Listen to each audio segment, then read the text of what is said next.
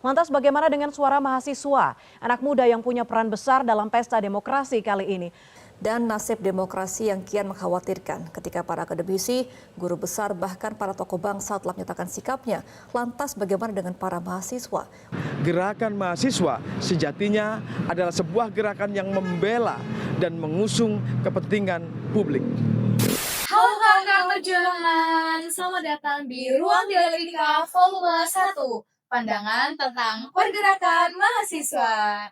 Nah, Tiara, hari ini aku bahagia banget sih, karena untuk pertama kalinya siswa BMB ini finally bisa melakukan bincang-bincang nih kepada mahasiswa-mahasiswa lainnya mengenai pergerakan mahasiswa. Nah, sebelum itu, kita memperkenalkan diri dulu nih. Perkenalkan, nama aku Angel dari mahasiswa FEB Undip. Dan aku Tiara dari mahasiswa FEB Undip. Jadi, di Ruang Dialektika Volume 1 kali ini, kita akan bincang-bincang dengan teman-teman kita dari mahasiswa FEB Undip juga loh. Bisa diperkenalkan teman-teman? Halo semuanya, aku Anissa Sofia dari Bisnis Digital Angkatan 24. Halo semua, perkenalkan nama aku Calvin Martinus dari Ekonomi Angkatan 23. Wah, nah sebelum itu kayaknya kita mau nanya dulu kabarnya ini gimana nih teman-teman? Mungkin Calvin nih Kabar aku bahagia banget ya. semakin hari semakin baik dengan kondisi politik yang semakin panas dan juga proker-proker kita yang semakin keren juga gitu. Jadi kondisi itu semakin baik. Wih, jadi semakin baik ya. Dan kalau Sofia sendiri nih? Aku pribadi cukup baik, bener banget dengan kondisi politik yang masih huru-hara banget ya. Yang itu katanya Raja Ampat mau diambil alih, dijadikan Wah. itu kan panas, baik Iya, banget itu baik kabarnya. banget ya. Baik untuk kita Tapi kritik. iya, maksudnya. oh gitu ya. Wah, oke. Pas mahasiswa nih teman-teman, kesibukan kalian itu apa sih gitu? Kita kepo nih. Kesibukan aku as mahasiswa baru yang bentar lagi naik semester ya, itu ya pada umumnya aja sih, organisasi, lomba, akademik, gitu aja paling, sama aku sekarang lagi proyekan bareng dosen juga sih. Keren banget ya Sofia ya. Nah, healingnya itu loh, healingnya Healing- menghujat pemerintah. Iya, healingnya agak berbeda ya. Dia mau jadi pemerintah gitu ya. Mengikuti Tetap isu kritis iya, gitu ya betul. healingnya. Oke. Kalau Calvin sendiri nih, Kalau aku kesibukannya paling kuliah ya, seperti mahasiswa pada umumnya, dan juga nugas-nugas juga, terus juga sibuk di sospol juga, bahas-bahas proker, bahas-bahas politik, terus juga bantu-bantu anak-anak aku lah gitu di divisiku.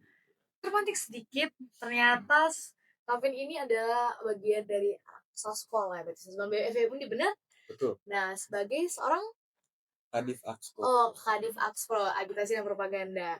Berarti adalah salah satu orang yang berperan sebagai mahasiswa di balik pergerakan-pergerakan mahasiswa ya selama ini ya. Nah, menarik sekali. Nah, kalau mengenai pergerakan mahasiswa sekarang ini gitu ya, berarti harusnya mengikuti isu-isu politik sekarang gitu ya, mulai dari nasional maupun internasional. Nah, dari Calvin sendiri tuh sekarang lagi ngikutin isu apa sih gitu? Kalau misalkan isu internasional, aku berperhatian ke pendidikan sih, kayak misalkan yang udah ditetapkan oleh Trump mengenai orang-orang imigran maupun ilegal maupun legal, itu kan jadi orang-orang yang WNA itu banyaklah yang terkena dampaknya gitu. Mungkin itu sih. Oh gitu. Nah, kalau untuk Sofia sendiri nih, as mahasiswa tadi kan itu Calvin sebagai kadif ya, otomatis pasti ngikutin isu politik. Tapi kalau dari mahasiswa sendiri nih, mahasiswa yang pasti di luar dari anak-anak sospol gitu, apakah mengikuti isu-isu politik juga? Aku cukup ngikutin ya. Kalau misalnya Kak Calvin tadi bahas tentang internasional, tarif run, dan kemudian yang masalah Harvard visa ditahan itu untuk anak-anak internasional, mungkin aku lebih concernnya ke yang global ya, yang nasional dulu. Itu aspek transparansi. Aku merasa itu masih belum sekali di Indonesia, belum diterapkan dengan maksimal ya, aspek transparansi. As a mahasiswa FEB, kemudian tata kelola ekonominya Indonesia seperti apa, dan pembangunan berkelanjutannya itu loh yang mandek, kayak IKN, terus ya banyaklah pembangunan-pembangunan, bahkan tiap kota aja tuh pasti adalah pembangunan yang mandek gitu. Nah, itu keberlanjutannya seperti apa, dampaknya seperti apa, itu yang jadi concernku sih saat ini. Oh gitu. Nah, seorang Safi aja mungkin kayak berarti di luar anak sospol gitu ya. Berarti dia mahasiswa biasa, ternyata terpantik juga gitu tentang isu politik yang ada di Indonesia ini. Nah, tapi aku ingin bertanya, dengan orang-orang sekitar kalian gitu, berarti orang sekitar teman-teman kalian dong, berarti as a mahasiswa tuh gitu, kayak apakah mereka juga kayak terpantik dan mau gitu untuk terbuka gitu, aware terhadap isu-isu politik gitu, mungkin dari Sophia? Nah, itu. Kebetulan di dalam maksudnya mahasiswa ya, nggak cuma mahasiswa FEB aja, aku merasa semuanya cukup variatif ya di Undip ini. Beberapa mahasiswa yang aku temuin. Jadi ada yang mereka tertarik sekali masuk ke isu-isu politik, ada juga yang lebih memilih fokus akademik atau orientasi mereka untuk kerja, ya udah gitu. Fokusnya di goals mereka untuk nyampe ke tujuan itu apa gitu. Dan itu aku nggak bisa bilang mereka apatis, karena aku merasa mungkin, aku ngelihatnya ya, mungkin mereka belum ngerasa itu urgensi gitu. Atau relevansinya tuh belum ada nih sama kehidupan mereka politik itu seperti apa. Gitu sih. Oh, begitu. Kalau Calvin sendiri nih, apalagi kan pasti seorang Kadif Augsburg gitu yang membawahi secara langsung gitu untuk teman-teman FEB ya terkhusus ya untuk bisa terbuka dan aware terhadap isu-isu politik dengan mengikuti diskusi-diskusi, aksi itu bagaimana tuh Pak? Kalau anak-anak FEB ya, itu menurutku emang bener variatif. Ada yang lebih mementingkan akademik mereka, lebih fokus ke sana, dan ada juga yang memang hidupnya tuh, "Gue harus ini nih, mengawal pemerintah, kebijakan pemerintah," gitu, seperti yang kita lakukan seperti biasa gitu. Dan juga kalau misalnya di lingkungan sekitar aku, itu banyak juga yang, udah mulai tercerahkan lah mengenai, kepekaan mereka terhadap politik gitu.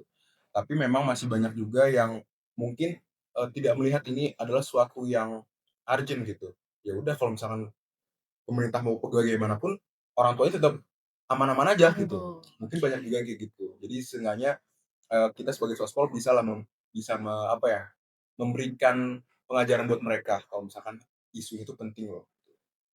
Oke, aku agak tertarik sih sama masalah Axpro ini gitu. Kan Axpro ini yang membawa secara langsung gitu, tentang pandangan mahasiswa akan pemerintah itu seperti apa. Nah, di BEM Sospol ini sendiri, apa sih yang sudah dilakukan gitu untuk sekiranya mengajak teman-teman yang sekiranya kurang peduli untuk bisa lebih ikut gitu, Kak, akan isu-isu yang ada gitu? Apa aja sih yang udah dilakuin? Kalau misalkan yang sudah dilakukan, terutama di Axpro ya, itu, buat infografis yang semenarik mungkin gitu, dengan judul yang, bisa memantik orang-orang gitu, dan mereka bisa penasaran, sehingga mereka bisa baca infografisnya hingga selesai dan juga membaca kajiannya, gitu. Ini itu yang dilakukan oleh, kami ya, kalau misalkan di Sospol.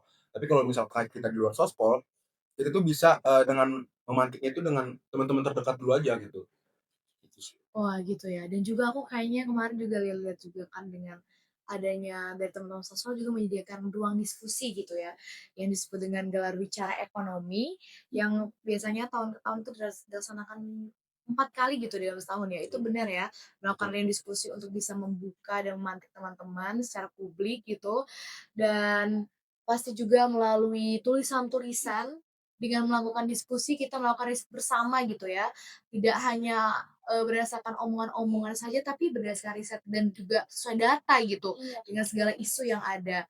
Dan juga dari diskusi-diskusi tersebut juga kita kan pasti akan melakukan beberapa mungkin advokasi bersama pemerintah, ataupun beberapa bentuk aksi solidaritas bersama teman-teman perjuangan lainnya, dan itu pasti sudah sudah dijalankan gitu oleh mahasiswa-mahasiswa sekarang ini ya, dan sampai sekarang perjuangan itu terus-terus dilakukan gitu. Nah, mengenai pergerakan mahasiswa gitu ya tadi. Lalu bagaimana sih pandangan kalian tentang pergerakan mahasiswa?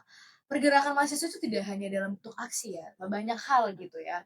Nah, mungkin aku ingin melihat dari dua point of view gitu ya, dari seorang memang anak sospol dan juga dari seorang mahasiswa gitu, mahasiswa biasa. Nah, pandangan kalian gitu tentang pergerakan mahasiswa itu gimana sih gitu? Kalau aku ya, pergerakan mahasiswa itu adalah bentuk kita keberpihakan kita dalam menyuarakan opini secara kritis dengan cara yang elegan dan ilmiah. Jadi benar banget tadi kata Kak Angel, kita sebagai mahasiswa udah bukannya lagi mengkritisi asal mengkritisi aja, tapi ya berbasis data, ikut ruang-ruang diskusi sehat kayak gini gitu.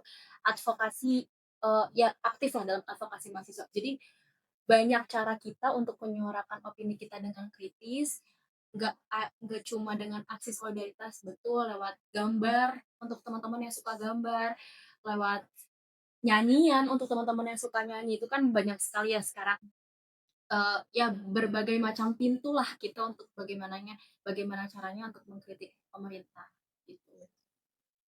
Kalau untuk Kak Kavin sendiri nih, kan kayak udah didengar Akspor itu lebih ke pergerakan gitu, lebih ke, aktivitas daripada tulisan dan kajian. Nah, itu gimana sih Kak kalau dari POV seorang Kadif Akspro gitu? Eee, Mungkin kita bakal tetap bikin infografis gitu ya, dan juga bikin ruang-ruang, publik untuk berdiskusi, dan juga, kita bisa ngobrol ini ke kajian strategis gitu, dan juga ke seluruh fungsionaris yang ada di Sospol lah gitu. Dan kita bisa berbicara dengan mereka sebaiknya ini seperti apa gitu.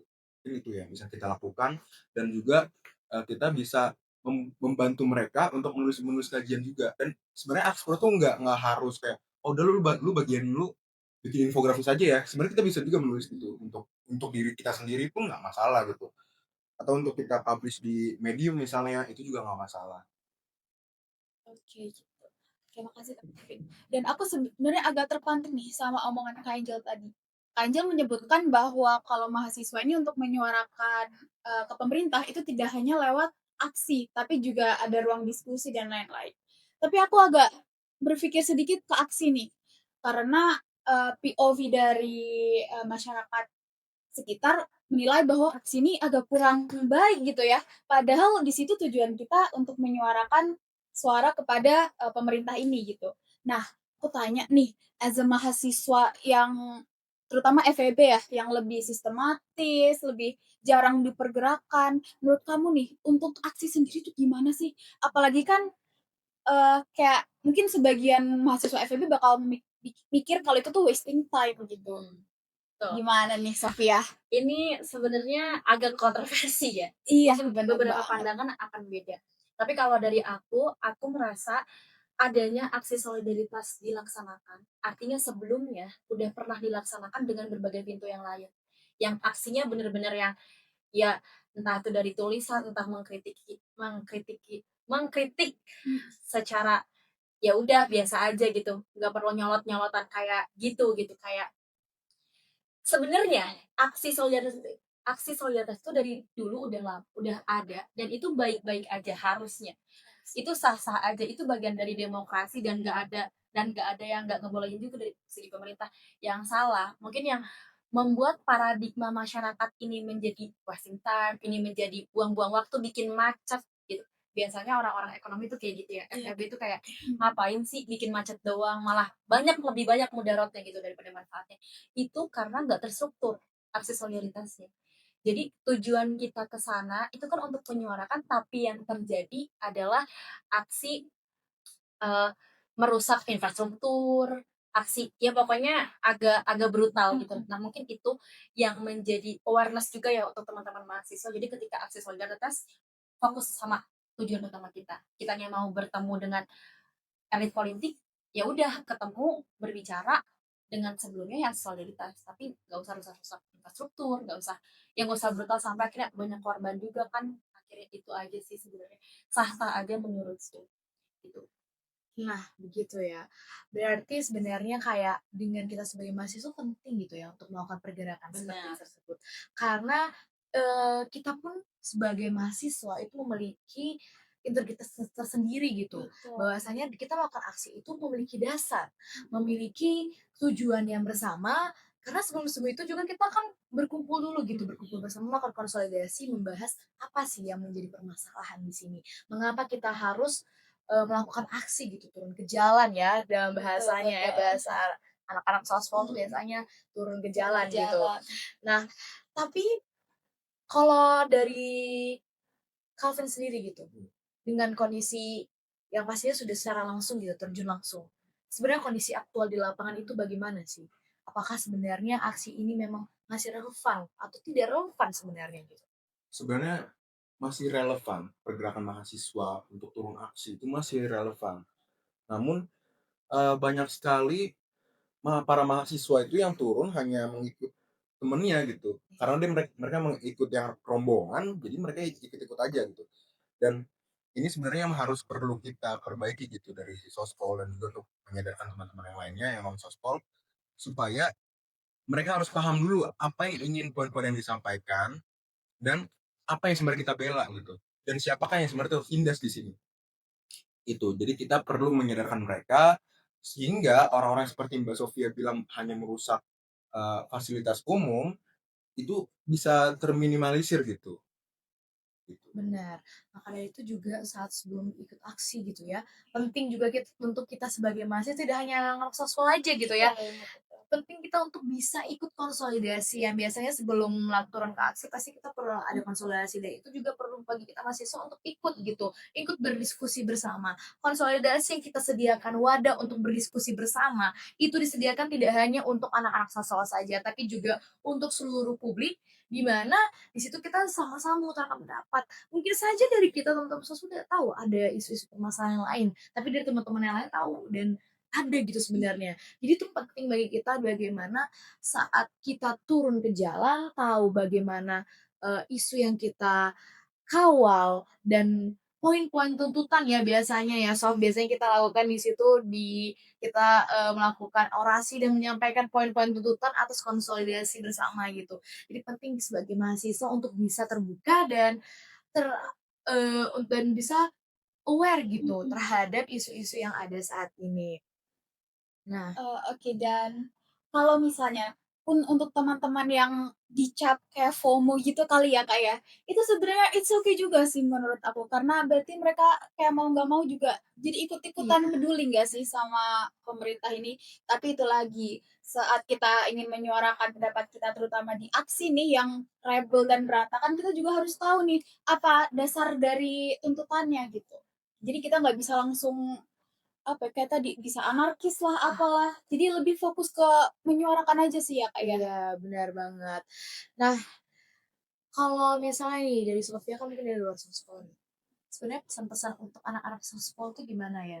Untuk kedepannya mungkin ada saran gitu terhadap anak-anak Sospol agar bisa pergerakan dari bentuk apapun itu tetap berjalan dan teman-teman mahasiswa juga tetap aware dan masyarakat pun dapat percaya terhadap mahasiswa, terhadap Nah, pergerakan mahasiswa gitu. ya sih aku yang aku tekankan ini kan kepercayaan publik ya. Maksudnya sebenarnya yang paling penting itu kepercayaan publik, kepercayaan mahasiswa lain terhadap Sospol. Selama aku mengikuti Sospol ya, melihat gitu, mengamati, aku rasa Sospol itu udah cukup punya peran yang strategis dalam membangun kesadaran mahasiswa. Tadi lewat kajian strategis yang dibuat sama iya Akspro, kemudian juga ada gelar wicara tuh 1 Iya, sampai 4 ya kalau nggak iya. salah. Itu diskusi publik yang menurut aku selain aksi pun kita perlu melakukan itu gitu. Itulah justru yang lebih penting. Kemudian juga eh ya aksi solidaritas itu gitu. Mereka rutin untuk aktif di advokasi, mengajak teman-teman gitu selalu. Menurut aku udah cukup perannya. Tapi mungkin untuk Sospol BEM FEB Undip ini yang aku melihat akan lebih bagus, akan lebih sustain ya. Ya, tujuan kita di Sospol ini adalah ketika kita memperluas pendekatan.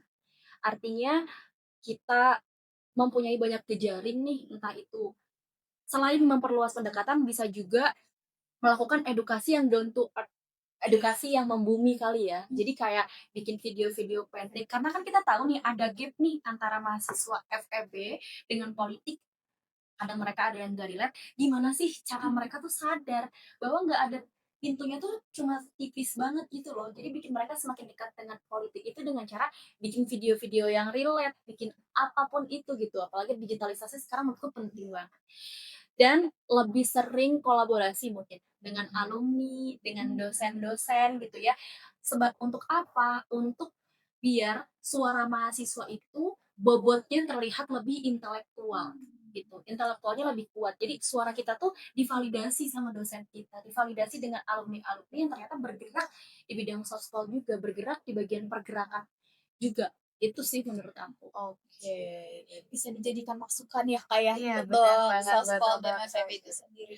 iya, benar sekali. Nah, tapi apakah sebagai aku mau tanya lagi, Mungkin last question Iya, kali ya dari aku. terakhir ya.